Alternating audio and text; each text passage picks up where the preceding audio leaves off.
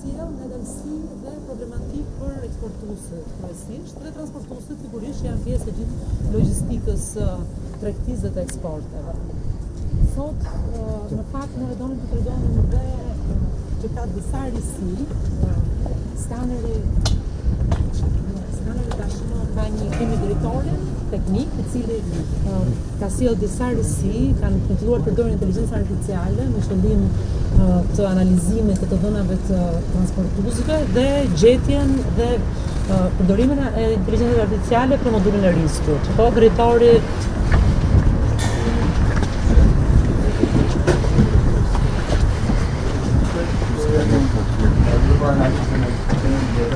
janë skanera nga skani shpinja, është teknologjia e fundit për sa i përket skanimit në Reza X, është në standardet e kombëtare, që nga 2015 që kemi filluar në Durrës deri tani ka pasur një rritje të lartë të skanimeve, por në të njëjtën kohë ka pasur reduktim të gjetjeve dhe kontrabandës.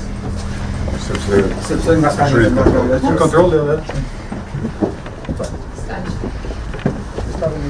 ne jemi të realizuar edhe analizë, do të kemi përfitim të bëhet në qendër.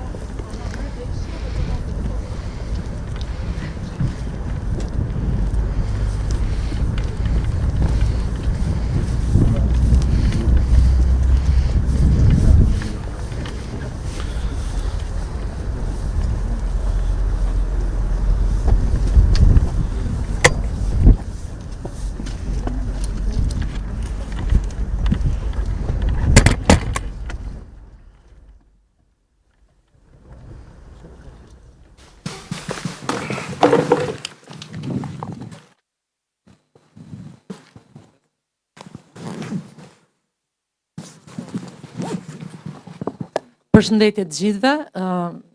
Kryeministër, është kënaqësi që ju kemi sot këtu për të folur për një problematikë e cila ndër vite ka shkaktuar pakënaqësi në sektorin e transportit. Gjatë 10 vjeçarit të fundit, ne kemi pasur zhvillime qoftë në ekonomi dhe këto zhvillime në ekonomi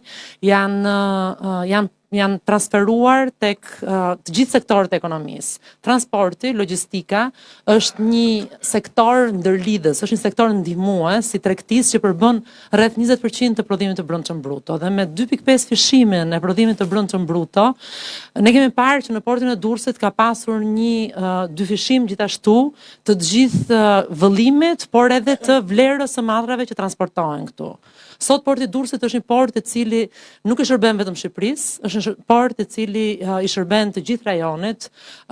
Këtu kalojnë mallra tranzit për Kosovën, për Maqedoninë e Veriut, për Serbinë, për të gjithë vendet që ne kemi kufitare dhe kjo ka sjell dhe në një mbingarkesë të portit të Durrësit. Ne sot jemi me gjithë transportuesit, të cilët para më pak se një jave na ngritën problematikën e skanimit 100% të mallrave të eksportit, që për hir të vërtetës bëhet që nga viti 2017 dhe me një shpejtësi shumë të madhe, Drejtoria e Përgjithshme e Doganave, Autoriteti Portual dhe Drejtoria e Përgjithshme e Policisë së Shtetit janë ulur, kanë bërë takime teknike dhe kanë gjetur një formë për ta lehtësuar procesin e zhdoganimit të mallrave.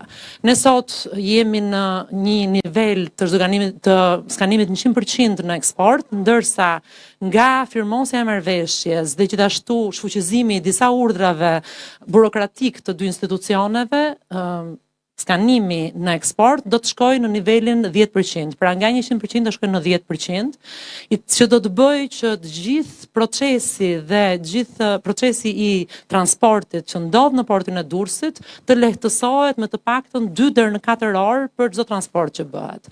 Para se të flasim më në detaj se çfarë do bëhet, unë do doja të kaloja fjalën një përfaqësuesit të kompanive të transportit, i cili do na bëjë me dije pak më shumë për problematikën dhe se sa kjo nisëm që ne kemi ndërmarr i lehtëson punën biznesit, duke marrë në konsiderat që koha është para dhe ulja e kohës së zhdoganimeve do të na sjell eficiencë më të madhe dhe për transportuesit, lehtësimin e jetës së punonjësve të tyre dhe kursim të parave të transportuesve por edhe eksportuesve.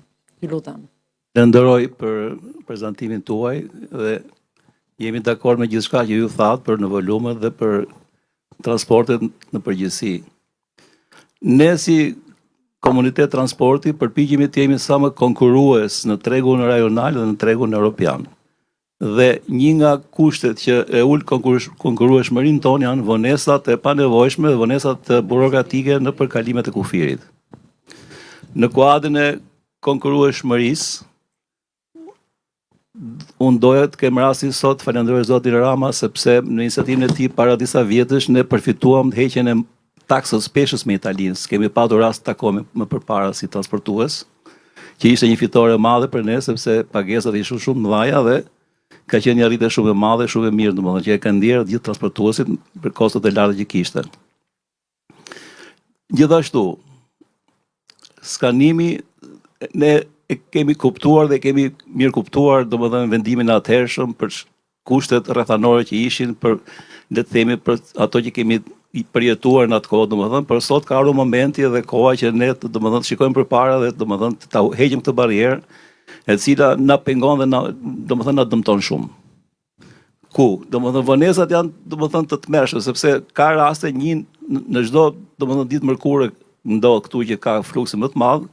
Disa kamion nuk mundet të nisen për në Itali. Domethënë imagjinoni një kamion që ka marrë një ngarkesë, ka bërë doganën në Tiranë, ka ardhur në portin e Durrësit, i doganuar me domethënë gati për të nisur, ka dhe biletë tragedie dhe për shkak të mos mundësisë të skanimit, domethënë nuk niset dot në destinacion, humb një ditë për dorëzimin e madrave, humb tregje, domethënë humb reputacionin, humb domethënë konkurrueshmërinë domethënë treg. Dhe kjo ka qenë një humbje e madhe për ne. Dhe çdo javë ka ndodhur që domethënë disa kamion mos ta marrin tragedin, me pasojat shumë të rënda për biznesin, domethënë, por edhe ekonomike, edhe domethënë në përgjithësi për emrin dhe konkurrueshmërinë.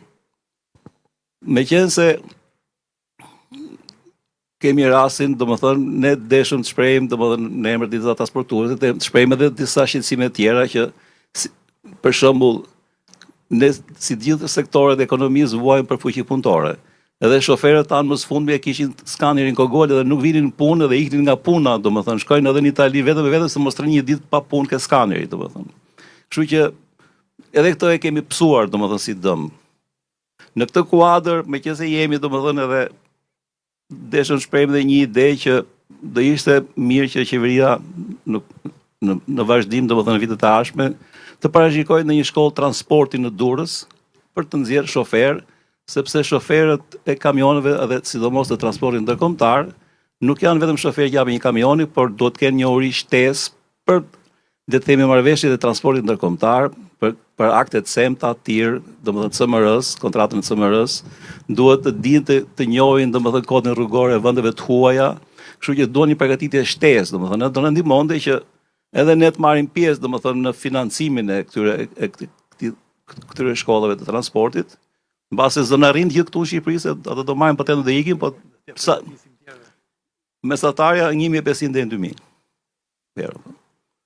Ka që janë të shqip paka shumë. Përgjithësi ky është tregu, domethënë, i shoferëve, sepse përndryshe nuk rri asnjë këtu, nëse s'kemi këtë nivel pagash, domethënë.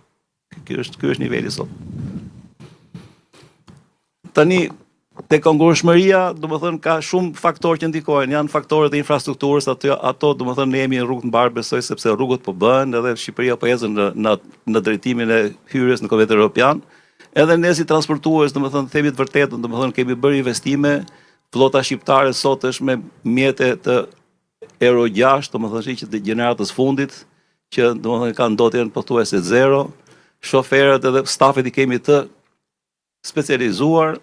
Mendojmë që ne çalojmë ke futja dhe përdorimi i programeve elektronike në punën tonë, domethënë. Janë transport management systems që janë shumë përhapura sot në Europë dhe ne duam, megjithëse firmat e vogla të transportit nuk kanë mundësi t'i blejnë, do ishte me interes që domethënë të kishim një mundësi për trajnime dhe për prezantimin e tyre në tregun tonë.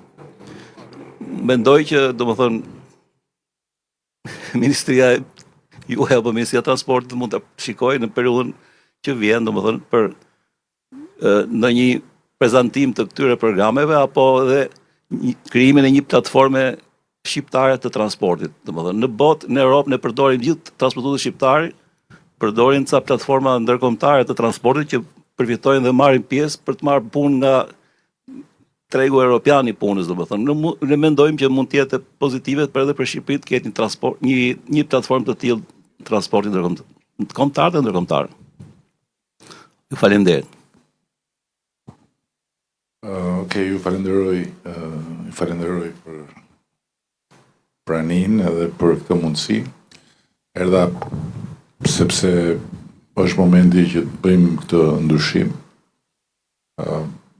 Dhe paraprakisht duke e nis këtu nga fundi që mos haroj, ne kemi në Shqipëri një startup i cili është mbështetur nga programet tona dhe operon portin e San Franciscos nga këtu. Dhe ka bër goxha punë të dobishme atje me një ulje shumë të ndjeshme të kostove. Kështu që ne folëm me ministren, se ministria i ndjek programet e startupeve dhe do ta sjellim këtu që t'ju bëjë një prezantim se si operon në portin e San Franciscos dhe pastaj në bashkëpunim me portin e Durrësit të shikojmë mundësinë që ta adoptojmë edhe për ju. Është eksakt e lidhur me çfarë u tha tani në fund. Por tema për cilën jemi këtu kryesisht është tema e skanerit.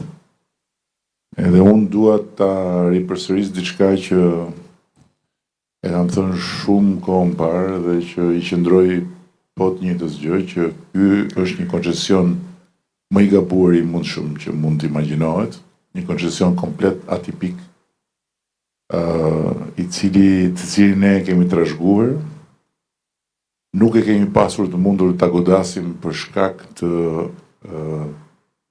faktit që ashtu siç është kopsitur do të na krijonte një kosto shumë të lartë në arbitrazh.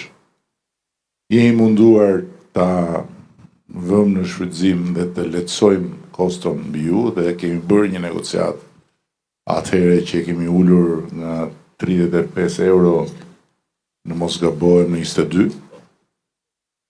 22, po. Nga 45 euro kemi ulur në 22, por gjithsesi mbetet një koncesion i gabuar totalisht, sepse skanimi i kamionëve nuk është nevoja juaj, është nevoja e shtetit. Pra shteti bën skanimin e kamionëve për punën e vet, jo për punën tuaj.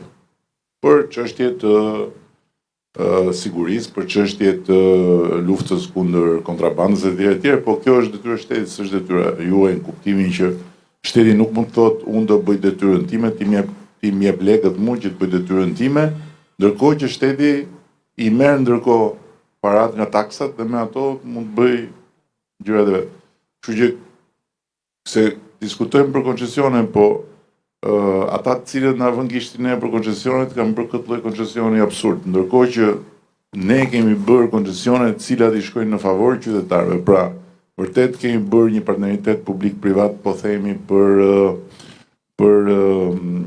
sterilizimin e pajisjeve mjekësore, por nuk ja kemi ngarkuar pacientëve që të paguajnë. Vërtet kemi bërë për analizat laboratorike, por nuk ja kemi ngarkuar pacientëve që të paguajnë. Pra, janë partneritete të cilat japin një shërbim shumë më të mirë dhe në ndërkohë paguhet privati në një afat shumë më të gjatë në pamundësi që këtë gjë ta bëjë shteti menjëherë. Ndërkohë që këtu jemi përpara një situate që do të zgjasë deri në 2030-ën, e dini shumë mirë afatin. Por ama ajo që ne sot mund të bëjmë, edhe do ta bëjmë, është që duke pas parasysh tani më një kurikulum të kompanive tuaja, duke pas parasysh natyrën e aktiviteteve tuaja, duke pas parasysh kontributet tuaja jo thjesht në ekonomi në tërësi, po në të kontributet tuaja si taksa pagues e të gjitha bashkë, ne do të fillojmë të operojmë jo më në bazë kontrollit 100%, po në bazë kontrollit në bazë risku.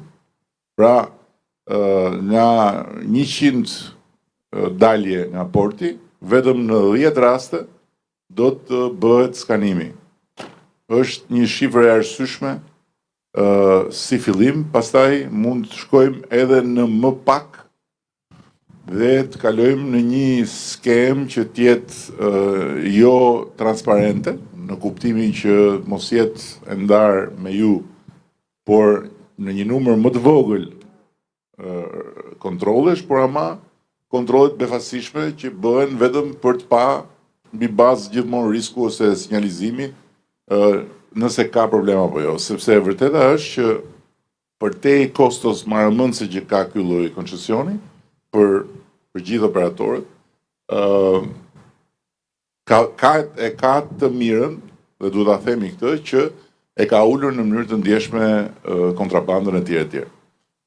Kështu që sot faktikisht unë i thash biles fola me drejtorin e doganës dhe i thash ne nuk kemi tani çat shkojmë të flasim, kjo është një gjë për të bërë, ta bëjmë fakt edhe me sa di do firmoset edhe diçka këtu që e bën fakt këtë gjë, edhe nga sot juve të keni këtë lloj regjimi.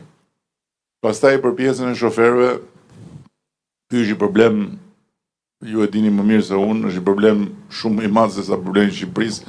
Ka dhe vende tjera që po e kalojnë këtë hall me gjithë profesionistët dhe edhe me shoferët posaçërisht, sidomos për këtë lloj pune që ka një stres edhe ka një lodhje të veçantë. Pagat ju i keni rritur në mënyrë të ndjeshme, siç e the, 1.500-2.000 euro. Mbase duhen rrit dhe akoma, nuk e di se s'është kjo s'më takon mua të them se sa duhen bërë dhe si kanë konkurrentët. Ndërsa përsa i përket shkollës, ne jemi të gatshëm që të ndërtojmë një bashkëpunim me një herë, mund ta ndërtojmë me Ministrinë e Infrastrukturës, mund ta ndërtojmë me portin, bashkëpunim autoriteti portual bashkë me ju dhe me mbështetjen e Ministrisë së Ekonomisë si shkollë profesionale, një shkollë që nuk është shkollë tipike në kuptimin që hajde dhe rri 4 vjet aty, po është një lloj shkolle ku merren kurse të caktuara, të cilat ju vlejnë shoferëve tuaj për gjithë ato procese që janë speciale në rastin tuaj dhe nuk është thjesht çështja merr kamionin dhe shko diku tjetër, po duhet njohësh të gjithë ato procese që thatë. Kështu që ne këtë e bëjmë pa diskutim, na duhet thjesht që ju t'jeni pak proaktiv në sensin që të bëni një propozim konkret, si e shikoni këtë strukturë, sa njerëz duhen, çfarë mendoni ju se kërkohet nga pamja e shtetit, dhe pastaj ne do ta marrim, do ta shohim me strukturën e arsimit profesional që kemi në Ministrinë e Ekonomisë bashkë me Ministrën e Sipërmarrjes edhe ta bëjmë, nuk ka problem fare. Shqyqyri nuk është një mbledhje që kemi probleme në kuptimin që s'merremi vesh, kështu që të bëjmë këtë firmosjen edhe ta bëjmë fakt këtë gjë që folëm, është rast konkret për ta bërë fakt. Ndërkohë që ne kemi bërë për të vërtetës, paktën në dijenin time, një masë të madhe lehtësimesh të burokracisë, së hyrjeve, daljeve e tjerë, sot dogana është komplet tjetër nga ç'a ishte, megjithatë, në rast se ka akoma element të natyrës burokratike që ju mendoni se mund të hiqen edhe nuk cënojnë ekuilibrin e detyrave, se ju keni detyrë të dilni shpejt, të shkoni, të shkarkoni, të fitoni, të vini, të ngarkoni, të ikni, të shkarkoni, të fitoni, ne kemi detyrë të urojmë ju, e kupton? Kjo është një çik si më ngatrume kjo detyra jonë. Kështu që të urojmë në të dyja aspektet, të urojmë nga ana e shëndetit të kompanisë, po të urojmë dhe se mos cënoni shëndetin e shtetit, domethënë janë të dyja bashkë, se shkojnë bashkë. Drejtor, ke ndonjë gjë për t'ju thënë? Faleminderit zoti kryeministër. Përshëndetje të gjithëve. Parafrimi me legjislacionin e BE-s dhe linjëzimi me praktikat më të mira sot në botë, në Evropë, në BE, ka sjellë që së bashku me drejtorin e policisë kemi të akordsuar që të ulim të kryejmë kontrollin fizik nëpërmjet analizës rrezikut, ashtu si zoti kryeministër, nga 100% në 10%. Jemi këtu sot bashkë me drejtorin e policisë për ta nënshkruar këtë marrëveshje. Faleminderit. Edhe diçka tjetër duhet të shtoj që ju e dini, po thjesht për t'ju dhënë një informacion, ne do të ndërtojmë portin e ri që do të jetë ultramodern me të gjithë llojet e elementëve të një porti të standardeve ndërkombëtare që ndërtohet nga e para, se portet nga e para përgjithsisht janë ndërtuar dhe ndërtohen jashtë Europës, në Europë nuk para ka të tillë. Kemi marrë një ekspertizë absolutisht prestigjioze ndërkombëtare. Është bërë procesi i seleksionimit të parë, pra faza e parë është kryer, në dijenin time tani hyet në fazën e dytë për të përzgjedhur përfundimisht fituesin. U bë një rikthim i procesit sepse kërkesat e mbikëqyrësit që kemi Royal Asconic janë shumë strikte dhe u kthye gara. Tani ka prodhuar rezultatin dhe tani është faza ku kompanitë që kanë kaluar fazën e parë do të kryejnë çfarë parashikon gara për fazën e dytë dhe do të dalë edhe fituesi. Në momentin që del fituesi, do bëhet negocimi i kontratës, do lidhet kontrata dhe do fillojë ndërtimi i portit, që do jetë një infrastrukturë krejt tjetër edhe pastaj aty edhe nga një pamja e teknologjisë, do jetë niveli më i lartë i teknologjisë, nuk do t'i lëm asgjë mangut atij porti, sepse do kemi aty sipas gjitha gjasave dhe një komponente ushtarake që do përdoret nga NATO, kështu që besoj që ditët më të mira janë gjitha përpara edhe për sektorin tuaj. Nëse ka diçka tjetër, më duket se po merre thuaj vetë se njerëzit i thon atij thuaj, po merre thuaj vetë se lexmena atë. Jepja tamam se ka merak të madh, jepja.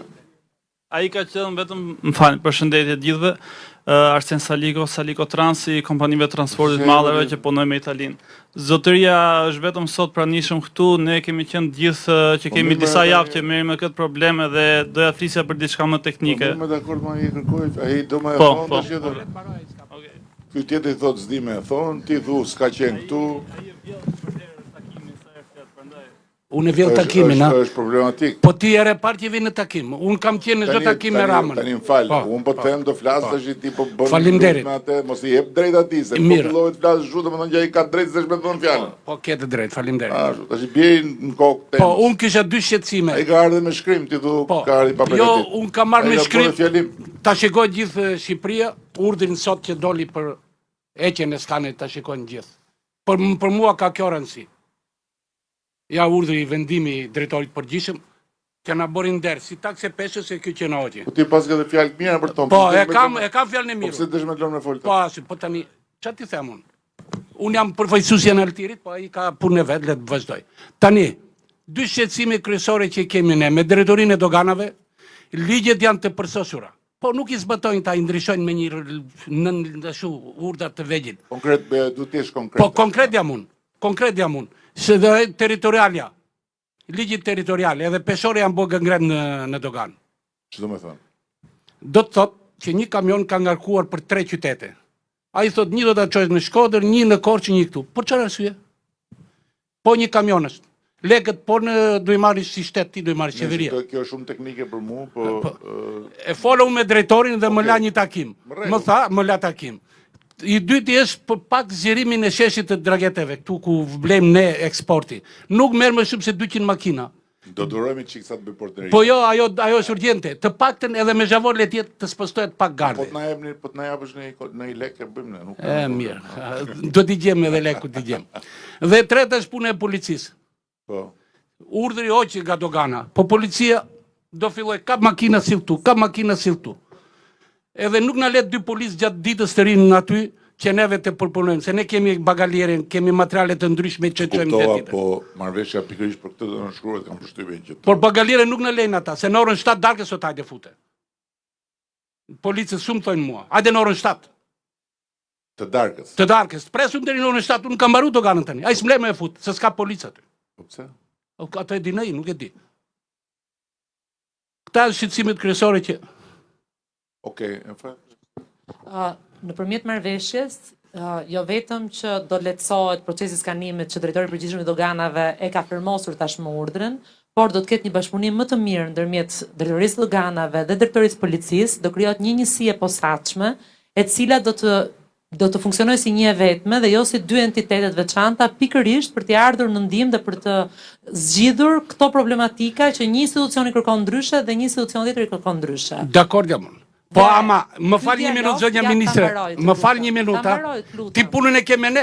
Patjetër, prandaj po them, ky dialog. Portis na tholet ne para si gjë. Ja, ky dialog është fiks ajo që duhet të thoja, që ne para më pak se një javë ulëm me gjithë transportuesit, me gjithë institucionet për të diskutuar kush ishin problematikat kyçe dhe këto që po parashtroni juve apo të tjera që mund të dalin gjatë rrugës, është një urë që është ndërtuar dhe dyert tona janë të hapura për të dëgjuar dhe për të përmirësuar, sepse sektori juaj është sektor kyç në zhvillimin e vendit tonë sot, po edhe në të ardhmen. Pra është detyra jon, po edhe vullneti jon që t'i lehtësojmë sa më shumë procedurat. Faleminderit zonja ministre, pa e di ti zonja ministre një qytetari Durrësit të vinë në portë do lek ti? A e di këtë që ja ke bë me urdhër të ministrit do lek? Është tup të vi një njëri nga jashtë, futet pagoj 600 lek, të vit bëj një zhdoganim. Jo, po transportesh edhe kjo se unë nuk e kam lejen, jam shofer do futem. Pagoj 600 lek që të futesh porto. Kjo s'bën nuk e sens. Nuk e sens. Çfarë është ky 600 lekë për të futur në port? Pagojnë gjithë. Pagojnë gjithë pa përjashtim, kamionistët. Një minutë mos bërtit se na vune para, një minutë t'i marrim me radhë. Në rregull je, po t'i marrim me radhë.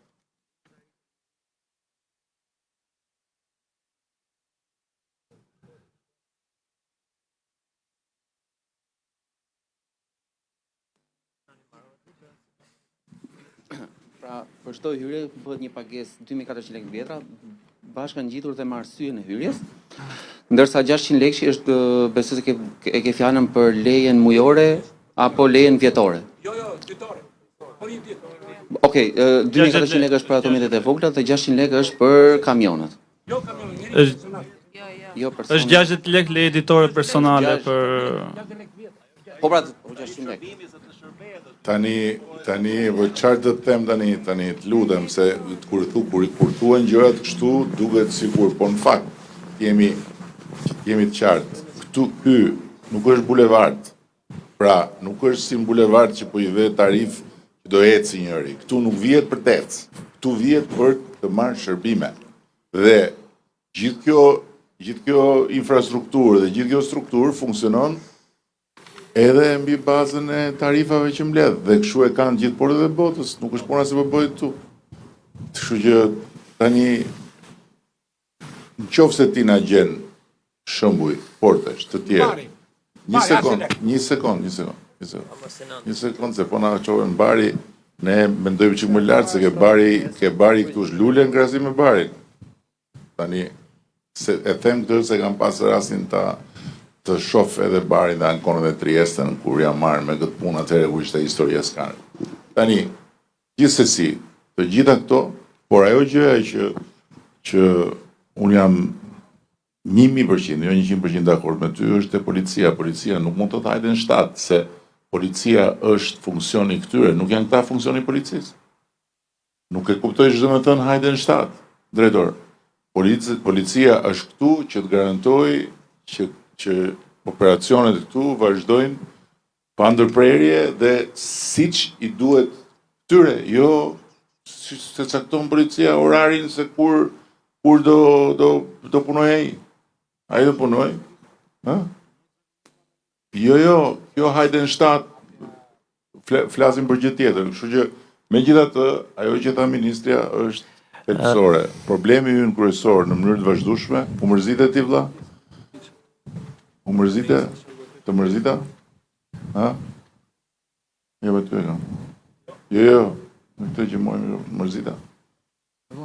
Po ta mbaroj pra se koordinimi i njësive është problem vete. Që njësit mos bëjnë njëri thotë unë po bëj punën time, tjetri thotë po bëjmë punën time, dhe ndërkohë puna për cilën ato të dyja apo të treja apo të katërt janë është puna juaj, nuk është punë vetvete. Se po mos jeni ju këtu, s'ka nevojë as për polici, as për dogan. Dogana është këtu se jeni ju, policia është këtu se jeni ju. Që duhet të jetë në funksion të punës që bëni ju. Urdhëro. Policia kufitare hap 3 orë përpara nisjes së embarkimit të tragedit.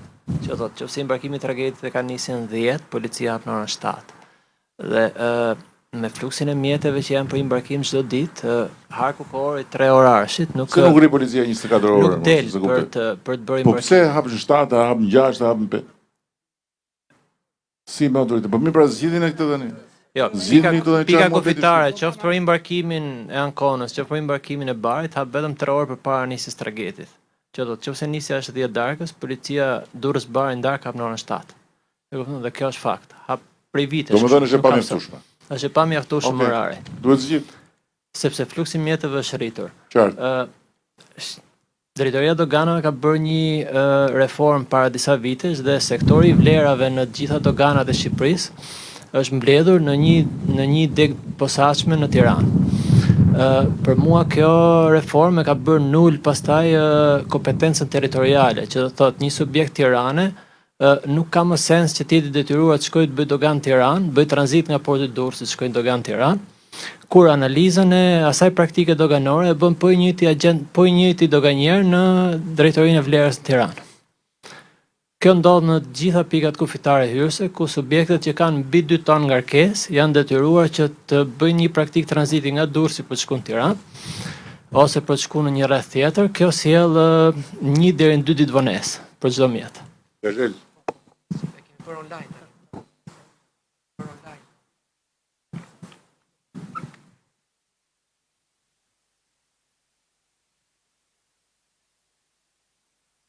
Prej 2 javësh ka hyrë.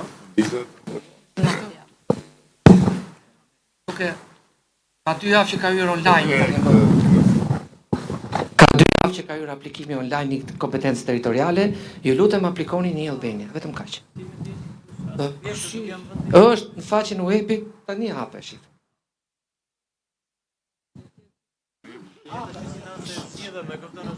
Këtu jam me drejtori, s'jam me ty. Në Albania, jo, nuk ka lëre hapur fizikisht. Në Albania e ke në xhep doganën, shko aty, bëj operacionin ull aty, pa lëviz fare dhe bëhet praktika. Okej? Në xhep e ke, ta ka sjellë në xhep shteti. Po jo mos është me inshallah, hape telefonin, hape i Albania, hape ta provojmë. Gazhel, e hapi i Albania, nuk i funksionoi, do bëhesh ti shofer kamioni përse. Hape. Hapi i Albania, jo sot hape. Hapi i Albania tani. Tani hapi i Albania, po që se funksionon i Albania, nuk do flasësh më për sot. Po s'funksionon i Albania e merr shofer drejtorin dogan. Një problematik tjetër që kemi në transportuesit është monitorimi i marrëveshjes semt nga Drejtoria Doganave për sa i përket transportuesve të huaj. Transportuesit e huaj për të ardhur për të bërë ngarkesa në territorin shqiptar duhet kenë leje të posaçme transporti, që është marrëveshja semt që përfshin 50 disa shtete, por nuk mund ta përdoren Shqipërinë si vend fundor për të mbyllur librin e cemtit ose vend fillestar për të nisur marrëveshje.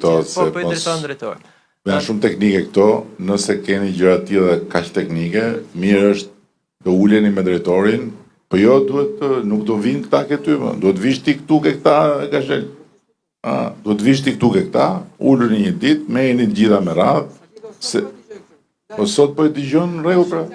Kjo tregon që autoriteti jot është më i madh se imi dhe aty kanë frikë, unë s'kam frikë. Që sot po e dëgjoj. Po kjo tregon që ke kriju hije të fortë. Problem kë. Jo, vërtet tani, për te shakas që në këtë rast është gjithë e vërteta, se është vërtet që ka hije. Po, duhet ardhur tu, duhet marrë gjitha këto detaje të zgjidhen, se nuk janë gjë. E hapi Albanian? Hapi Albanian. E shef. E po. Duhet update-ohesh, i thonë, në gjuhën. Mua më thua, jem mjeshur për të gjëra, më hapi pra Albanian. Jem mjeshur për të gjëra. Urdo. Zoti Kryeministër, është e vërtet hapja e Albanias, pasi Po i ke dëshmitar, koleg. jo më larg, po para 6 ditësh e kam të vërtetuar nga një subjekt. Tani në emër edhe të transportuesve dhe agjencive doganore shqiptare që mbështesin transportuesit shqiptarë dhe të huaj. Falenderojm kryesisht doganën që vitet e fundit ka bërë një hap shumë të madh cilësor në probleme teknike doganore. Ka edhe probleme që të përditshme që edhe kërkojnë zgjedhje, po këto janë probleme teknike tonat. Një fakt kërkoj, nuk e di, mirë kuptimin e drejtorisë përgjithshme të doganave, është problemi nuk është problem, po është një risi shumë e mirë në bashkëpunimin e madhrave të Shqipërisë dhe Kosovës, partneritetet përbashkët, një risi shumë e madhe, zhvillim shumë i madh që i ka ofruar shumë bizneset e Kosovës punojnë në Shqipëri, është hapja e zyrës doganore të shtetit Kosovës direkt në portin e Durrësit apo edhe në portin Romana. Problemi vetëm që e shoh edhe nga ana teknike doganore, po edhe nga ana e vjeljet taksave, duhet patjetër të zgjidhet problemi i tranzitit doganor nga pikat nise të portit Durrësit deri në pikën fundore në Kosovë. Për rastin e parë kryesor, të evitohet në një rast hipotetik kontrabande të padëshiruar që shteti shqiptar të ketë ku t'i vjeli taksat, se s'mund t'i vjeli taksat doganore nga një agjenci doganore Kosovës, që nuk kanë as garanci të duhura dhe kemi dyshime dhe faktet sigurta që përdorin abuzivisht kodet tona të agjencive doganore shqiptare. Dhe nga ana tjetër, duke pasur një armatë jo më të vogël se 1000 punonjës që punojnë në agjenci doganore shqiptare, agjenci doganore të Kosovës pa një zyrë, pa një personel, pa asnjë kontribut në tatimet shqiptare, kryen këto veprime tranziti. Tranziti doganor duhet kryen patjetër nga agjenci doganore shqiptare, edhe për vjeljet e taksave, që mund të jenë rreth 4 milion euro në muaj, plus edhe tranzitin doganor që ne e garantojmë me kushtet e taksave doganore shqiptare. Më falë se unë nuk jam, e kam marrë këtë si ankesë në mënyrë të përsëritur, po nuk jam në rendine e dijes që keni ju natyrisht, po eksakt gjëja që po mendoja, ndërkohë që po flisnit, duke pas parasysh që ka agjenci që s'kanë zyrë atje e tjerë, është që domethënë se këtu shërbimi i bëhet eksportuesve dhe importuesve që shkojnë në Kosovë. Po, sakt. Atëherë, pse duhet jetë agjenci doganore Kosovës pa zyrë që vjen dhe thotë jam me Kosovës, ndërkohë që agjenci doganore ne i kemi këtu dhe bëjnë atë shërbim apo? Patjetër që nuk ka, ose nuk e di si funksionon. E bëjmë. Atëherë për çfarë arsye që duhet të ketë kaos këtu në këtë?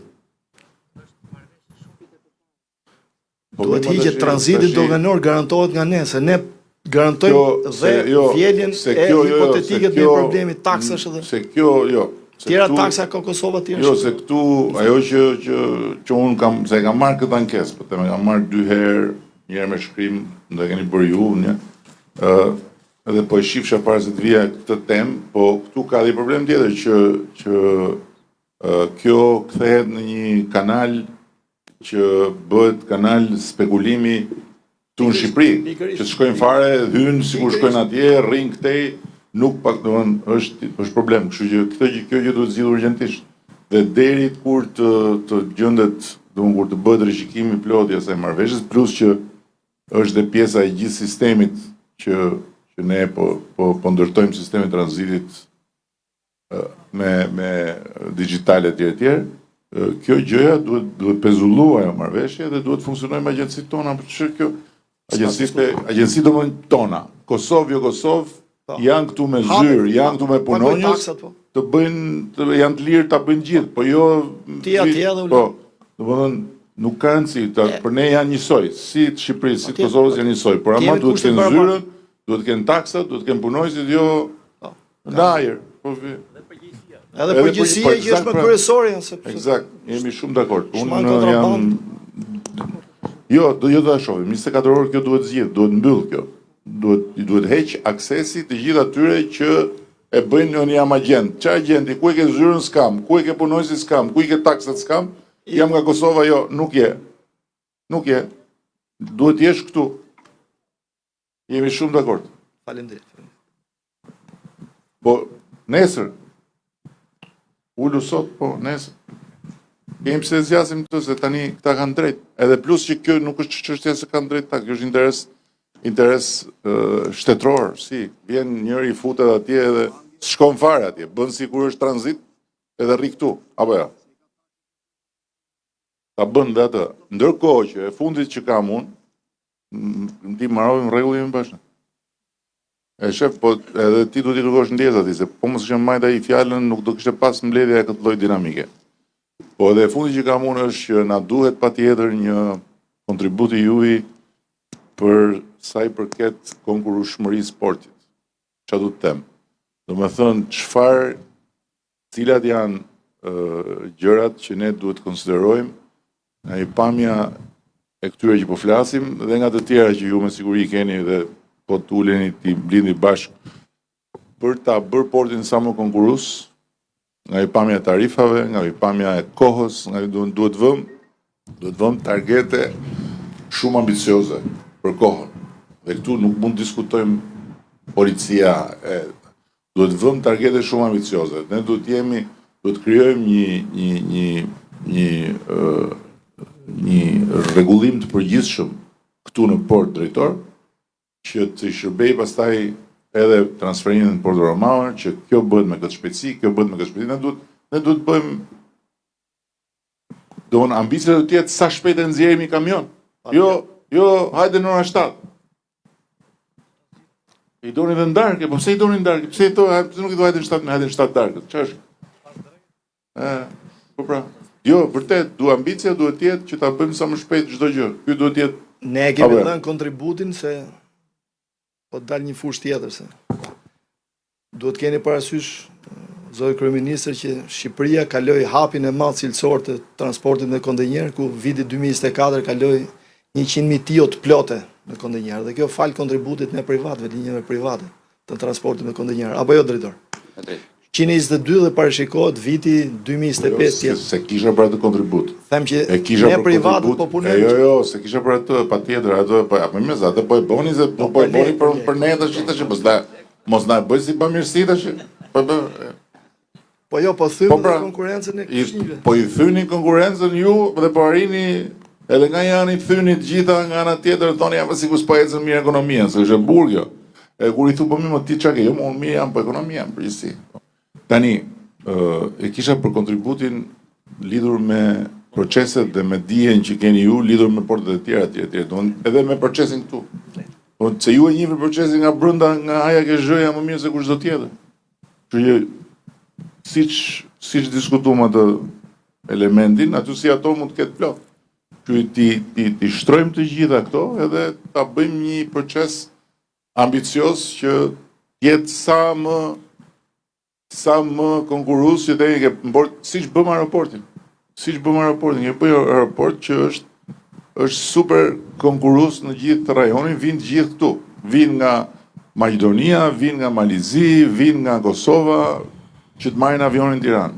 Kështu do ta bëjmë edhe ndërkohë që e kishim të merr. Aeroporti më i shtrenjtë i Evropës ishte. T'ju them një fakt për aeroportin, ka filluar që të vinë anije të huaja, Bosch, dhe ndrojnë ekuipazhet në Durrës për hir të aeroportit të lirë dhe fleksibël, domethënë me destinacionet. Bëjmë diçka. Edhe ka disa anije që vinë që ndrojnë ekuipazhet në Durrës. Dohet shtoja që në kuadër të digitalizimit të lehtësirave procedurale, Autoriteti Portuar Durrës ka instaluar modulin e parë të Port Community System, pra një sistem që të gjithë e njohim dhe që janë sisteme të instaluara në portet më të mira, më të mëdha të Europës. Në vitin 2025, Autoriteti Portuar Durrës ka parashikuar në plan buxhetin e tij instalimin e paketës së plotë të Port Community System, e cila do të bëjë integrimin e gjithë institucioneve apo aktorëve që përfshihen brenda portit, me qëllim dhe lehtësira dhe eliminimin e dokumentave, pra siç vjen manifesti, pra dorëzimi të bëhet në mënyrë online dhe jo me letra. Okej, shumë mirë. Të vitasin dhe startupin ta shohim edhe bashkarisht, ta shihni ju edhe bashkarisht. Ta firmosim këtë, e doni këtë firmë këtu apo? U kënaqet ndjell të bëjmë atë.